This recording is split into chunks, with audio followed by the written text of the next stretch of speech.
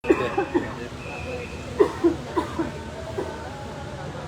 hari ini advokat tim pembela demokrasi Indonesia dan perangkat negara melakukan audiensi atau dialog curhat sekaligus melaporkan peristiwa atau tindakan yang dilakukan oleh Baris Krim Polri pada tanggal 1 Maret dan tanggal 4 Maret 2023 ketika menolak laporan tim pembela demokrasi Indonesia tentang dugaan penyebaran berita bohong dan dugaan tindak pidana korupsi terkait dengan pengadaan Sirekap. Penolakan yang dilakukan oleh Baris Krim Polri terhadap advokat TPDI dan perangkat negara oleh Baris Krim Polri kami anggap sebagai pelecehan terhadap hak dan kewajiban masyarakat untuk menyampaikan informasi kepada Polri tentang dugaan suatu peristiwa pidana yang sudah terjadi, sedang terjadi, atau akan terjadi terkait dengan Sirekap yang keberadaannya mulai diungkap oleh masyarakat, oleh pakar IT 14 Februari 2023 sampai sekarang. Ya, 2024. Karena penolakan itu akan dianggap sebagai sesuatu yang melecehkan hak masyarakat dan juga seperti ada upaya keras untuk melindungi apa yang diduga oleh masyarakat sebagai sebuah tindak pidana menyangkut penyebaran berita bohong dan korupsi yang bukan merupakan wewenang Bawaslu atau Gakumdu.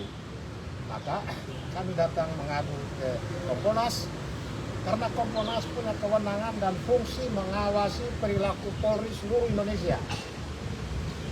Dan kami minta kepada Kompolnas supaya meluruskan soal ini dengan memanggil Kabar Reskrim atau mendatangi Kabar Reskrim untuk memberitahukan supaya laporan ini diterima. Karena isu yang dibawa oleh TPDI dari perangkat Nusantara ke Kabar Reskrim itu adalah isu besar. Isu yang menyangkut sebuah alat kecil ya, yang harganya cuma 3,5 miliar, disebut sebagai 3,5 miliar, tapi merusak proses pemilu, hasil penghitungan suara yang nilainya 71,sekian triliun. Jadi kalau Sirekap ini menjadi tiang masalah yang kemudian terbukti, maka kejahatan korupsi dalam pengadaan terkait Sirekap ini harus diproses. Dan yang harus diproses itu adalah Komisioner KPU yang sekarang, Komisioner KPU yang lama sebelumnya Pak Ilham dan kawan-kawan, dan Rektor ITB. Karena berawal dari MOU yang terjadi beberapa tahun yang lalu. Nah, itulah yang kami diskusikan dengan Kompolnas tadi. Karena tindak pidana yang diduga dan dilaporkan oleh TPDI pada waktu awal Maret kemarin itu adalah tindak pidana yang masuk ke wewenang penyidik Polri, bukan domainnya Bawaslu apalagi Gakumdu. Yang kedua, kita minta juga Kompolnas supaya lepaskan Polri dari Bawaslu. Karena Polri di Bawaslu dia menjadi subordinasi, dia menjadi alat kecil di dalam instrumen Gakumdu. Padahal Polri punya kekuasaan yang begitu besar. Polri harus lepas. Polri kan harus mandiri di dalam undang-undang. Dia harus independen dalam menangani berbagai kasus. Tapi begitu dia menjadi underbow dari Bawaslu, di sana Polri dikapling-kapling bahkan masuk dalam politik praktis. Itu yang kita minta, Kompolnas harus lepaskan Polri dari Bawaslu supaya Polri bertindak lebih netral. Sekarang ini Polri dinilai oleh publik tidak netral dalam pemilu 2024. Respon Kompolnas atas permintaan tersebut? Melanjutkan, meneruskan, bahkan kami minta undang Bareskrim, kita diskusi lagi di sini soal perbedaan pendapat mengenai kewenangan dalam hal-hal terkait kejahatan umum dan kejahatan pemilu. Ya, kami minta supaya segera, karena kami juga akan datang ketiga kalinya buat laporan lagi sampai benar-benar Polri terima. Karena isu yang kami bawa itu di luar kewenangan Gakumdu. Gakumdu kan di sana kan hanya menangani pelanggaran-pelanggaran yang enggak ada pidana tapi yang ece-ece. Ini perkara besar. Ini menyangkut kedaulatan rakyat yang dimanipulasi. Begitu. Soal dugaan korupsi pengadaan Sirekap, berarti TPDI punya data tersendiri. Kami punya informasi. Karena itu informasi ini harus dibuktikan kebenarannya oleh siapa? Oleh Polri, bukan oleh kami.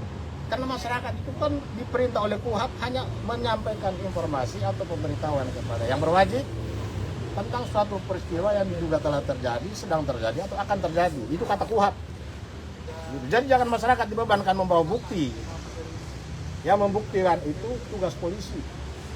Jadi jangan kita dibalik-balik. Kemarin kita diwajibkan bawa ahli.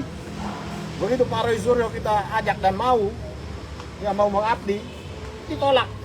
Dengan alasan bawa ke Bawaslu.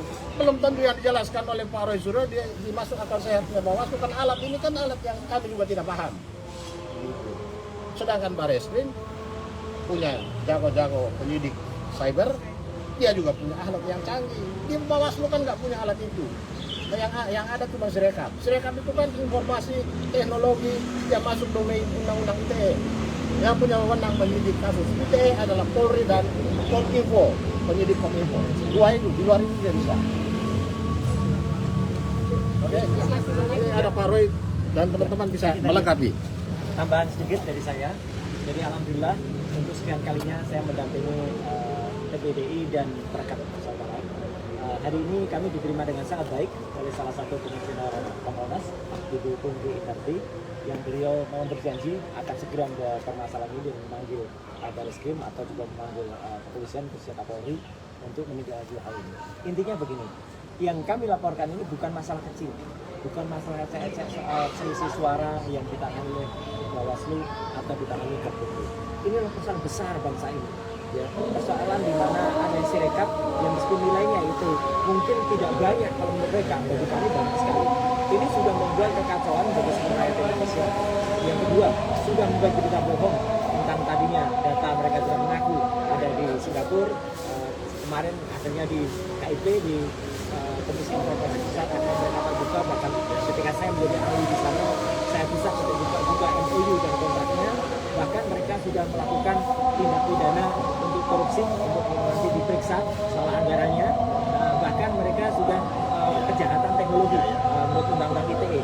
Karena apa yang dilakukan terhadap Sirekap, adanya backdoor, adanya kemudian penggelembungan suara, adanya Jason script yang kemudian menimbulkan perolehan suara itu bisa dimanipulasi, atau bahkan kalau merupakan live itu bisa disetting, itu adalah merupakan kejahatan luar biasa.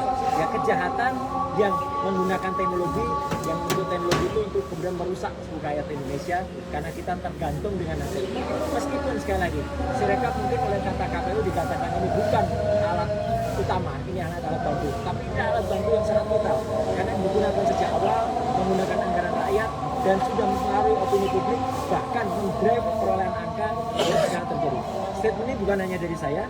Kemarin kami mengadakan diskusi dengan 5 pakar IT yang lain, ya. Ada Bu Lerni dari ITB, ada Mas Anas, Anas dari ITB juga, ada juga Pak Sugianto dari UNAIR, ada juga Pak Benhar, orang ahli IT independen, ya. Kita sepakat semuanya bahwa terjadi sesuatu dengan banyak bukti. Jadi kalau tadi Pak Petrus Celestinus mengatakan bahwa kami menunjukkan indikasi-indikasi, pakar-pakar IT siap dengan segala bukti-bukti yang ada, dan saya yakin juga kepolisian melalui Bareskrim sudah siap juga untuk memeriksa ini. 20 tahun yang lalu saja, ya, polisi sudah cepat ada hacking di situs KPU, mereka datang cepat tanpa diminta. Nah ini kok malah tampaknya mereka defense, ya, itu yang kami sayang. Tapi sekali lagi saya datang atas nama Pak profesional individu untuk membantu teman-teman perangkat usaha dan TPDI supaya apa? Supaya kejahatan itu tidak digunakan dengan teknologi, dan supaya teknologi dikembalikan kepada rakyat.